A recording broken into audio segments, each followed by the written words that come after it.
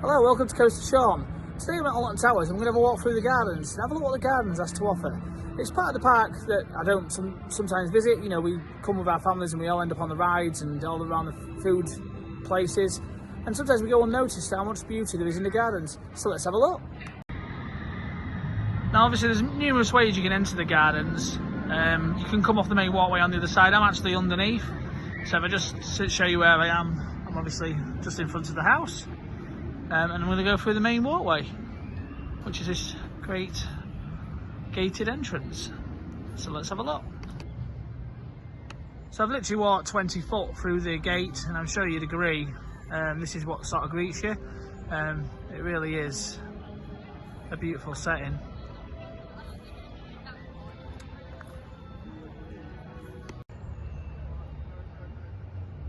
The gardens are kept absolutely immaculate. As you can see, the letter S there for Sean, as in Coast of Sean.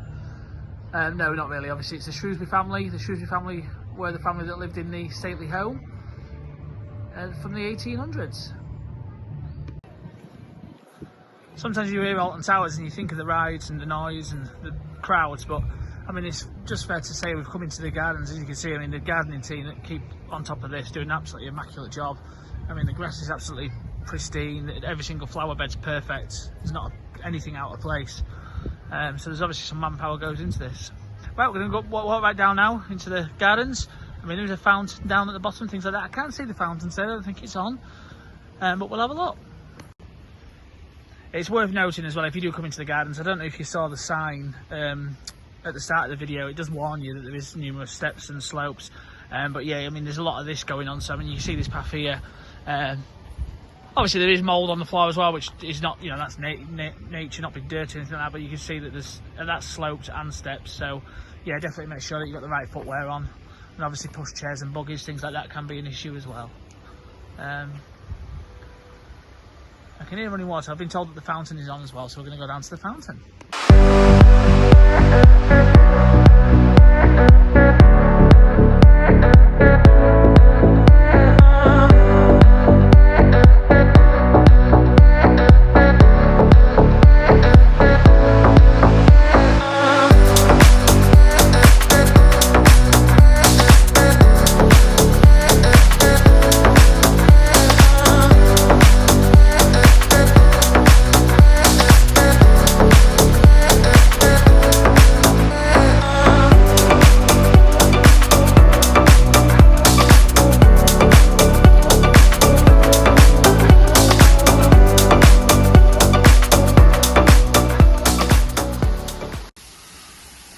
So we're at the bottom of the valley now. Obviously the gardens are set in a valley.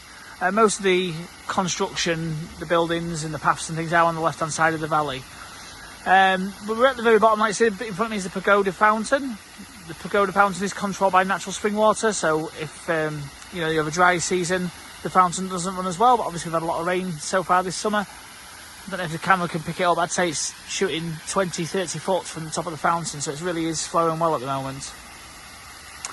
We've come down and there is a lot of steps on the way down that we've come. There is different routes. The colour code the routes, so they are all online for information. We've come down the red route, which is the one with the most steps. It's also worth noting online, there is a guide, a self-walk guide. You can actually read as you walk around the gardens. It gives you information on the gardens. That's how I got about the pagoda fountain. So in my previous videos I've mentioned this year the sky ride is out of action. Alton Towers have come out and told us that. I don't know if you can pick out at the top there the sky ride lines. Normally it comes directly over the pagoda fountain in the gardens. And there is a guided tour on the skylines as well, giving you information about its history.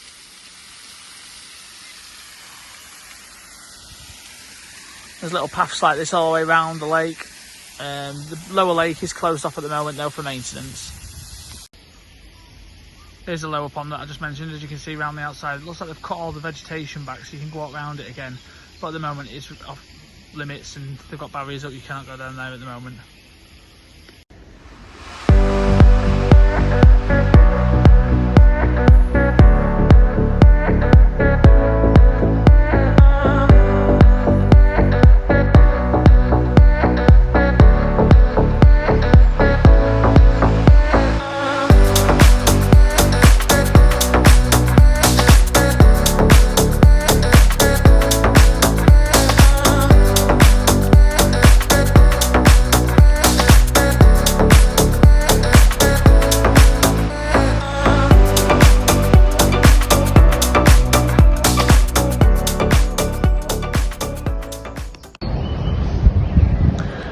The history of the gardens is absolutely massive. I mean, it dates right back to the 1810, but in the gardens there's still some of the original glass houses. So I mean, this is one of the larger ones.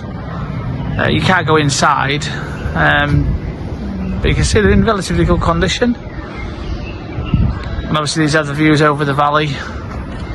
Just turn round. Extensive views of the valley.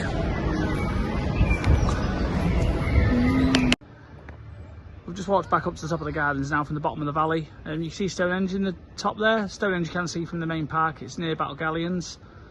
There's one of the original glass houses there as well that needs refurbishment. That was part of the Project Horizon, I say deal, that's on condition that they got the planning application, was that they actually invested in the orangery that you see in front of us. Obviously Project Horizon has been put to one side, put on the back burner for now.